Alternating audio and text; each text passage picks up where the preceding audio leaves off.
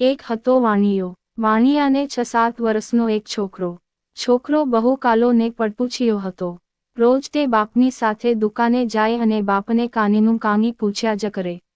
વાણિયો એટલો બધો શાંત હતો કે દીકરાને રાજી કરવા માટે જે પૂછે તેનો જવાબ આપ્યા કરે. કોઈ દિવસ ઘેલિયાને નાખુશ કરે નહીં. કોઈ દિવસ પોતે ખીજાઈ ન જાય. હંમેશા ઘેલિયાભાઈ કહે તેમ કરે. એક દિવસ ઘેલિયો બાપની સાથે દુકાને આવ્યો અને લાડથી બાપનો ખોળો ખૂંદવા લાગ્યો ને જે તે પૂછવા લાગ્યો. એટલામાં દુકાનની સામે એક ઝાડ હતું.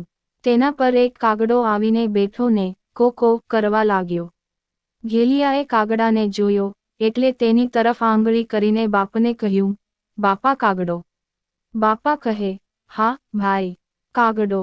ફરી વાર છોકરે બાપનો હાથ પકડી કહ્યું, બાપા કાગડો. બાપાએ એટલી જ ધીરજથી કહ્યું, હા ભાઈ કાગડો. જવાબ આપીને બાપ દુકાનના કામમાં જરા રોકાયો એટલે વળી છોકરે બાપનો ગોઠણ હલાવી કહ્યું, જુઓ તો બાપા કાગડો.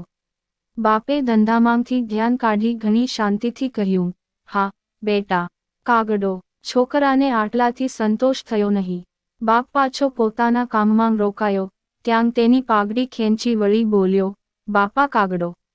બાપે જરા પણ ચીડાયા વિના કહ્યું, હા ભાઈ કાગડો. છોકરો તો વેને ચડ્યો ને વળી બોલ્યો, જુઓ તો ખરા બાપા કાગડો. બાપે ચોપડો લખતાં છોકરા સામે જોઈને વળી કહ્યું, હા હોમ બેટા કાગડો. એ કાગડો છે.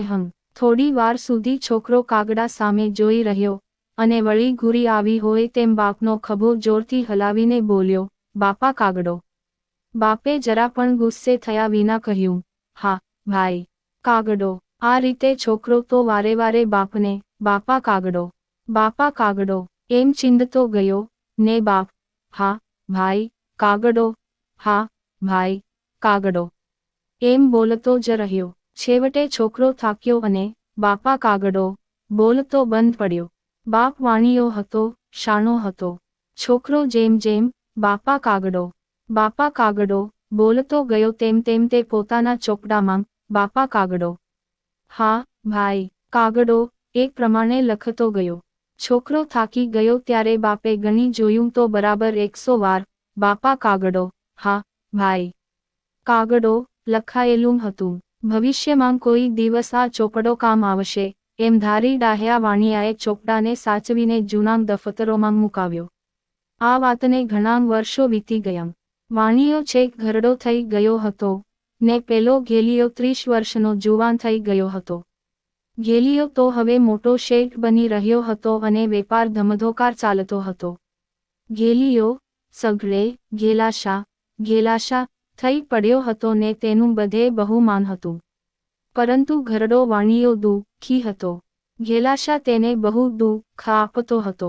બાપ બહુ કંટાળ્યો એટલે ઘેલિયાને કેવા લાડથી ઉછેર્યો હતો એ તેને યાદ આપવાનો તેણે વિચાર કર્યો. એક દિવસ ઘરડો વાણિયો લાકડીને ટેકે દુકાને ગયો અને ઘેલાશાની ગાદીએ ચડીને બેઠો. બાપને જોઈને દીકરો ચીડાયો ને મનમાં બબડ્યો, આ ડોસો વળી અહીં ક્યાં આવ્યો? નકામો ટકટકાટ કરશે અને મારો જીવ ખાશે. થોડી વારમાં ડોસાએ એક કાગડો જોઈ ટાઢે પેટે કહ્યું, ભાઈ કાગડો. ઘેલાશા તો ડોસાના પ્રશ્નથી જ વિચારમાં પડ્યા અને ચીડાઈને બોલ્યા, હા બાપા કાગડો. ડોસાએ વળી કહ્યું, ભાઈ કાગડો. ઘેલાશાએ જરા વધારે ચીડાઈને અને કાનિક તિરસ્કારથી જવાબ વાળ્યો, હા બાપા કાગડો. ડોસાએ જાણ્યું કે દીકરો ચીડાય છે, પરંતુ તે દીકરાની આંખ ઉઘાડવા જ આવ્યો હતો તેથી પૂરેપૂરી શાંતિ રાખી ફરી બોલ્યો, ભાઈ કાગડો. ભાઈ તો હવે ભભૂકી ઉઠ્યા, હા બાપા કાગડો. હા એ કાગડો છે. એમાં વારે વારે ભાઈ કાગડો એમ શું બોલ્યા કરો છો? મને મારું કામ કરવા દો ને. કહીને ઘેલાશા આડું મોં કરીને પોતાને કામે લાગ્યા. ઘરડો વાણિયો કંઈ કાચો ન હતો. તેણે ઘેલાશાનો હાથ પકડી કાગડા તરફ આંગળી કરી ઠંડે પેટે કહ્યું, ભાઈ કાગડો. હવે ઘેલાશાનો મિજાજ ગયો. તેને વિચાર્યું, આ ડોસો જો ને નકામો ભાઈ કાગડો લવ્યા કરે છે. નથી કાંઈ કામ કે કાજ. નવરો પડ્યો એટલે નકામો લવારો. તેને ડોસા સામે જોઈ કહ્યું, બાપા ઘેર જાઓ, અહીં તમારું શું કામ છે? દુકાને કામકાજમાં નાહક શા માટે ડબડબ કરો છો? શાંતિથી જરા હસી કાગડા સામી આંગળી કરી ડોસો બોલ્યો. પણ ભાઈ કાગડો. હા બાપા. કાગડો કાગડો કાગડો. હવે તે કેટલી વાર કાગડો? કાગડામાં તે શું છે તે કાગડો કાગડો કરો છો? ડોસો ફરીવાર આંગળી કરી ભાઈ કાગડો. એમ બોલે તે પહેલાં ઘેલાશાએ વાણોતરને કાગડો ઉડાડી મૂકવાનું કહ્યું. કાગડાને ઉડાડી મુકાવ્યો. પછી લખતો પોતાના મનમાં બળતો મોટેથી બબડ્યો, ખરેખર સાઠે બુદ્ધિ નાઠી તે બરાબર સાચું છે. આ ડોસાની બુદ્ધિ હવે છેક ગઈ છે.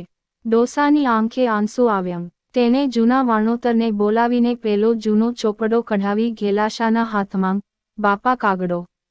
હા ભાઈ કાગડો લખેલું પાનું મૂક્યું. ઘેલાશાને તેના બાળપણની સઘળી હકીકત વાણોતરે કહી સંભળાવી. ઘેલાશા તરત બધું સમજી ગયો. દીકરાએ બાપાની માફી માગી અને તે દિવસથી બાપની ખરા દિલથી ચાકરી કરવા લાગ્યો.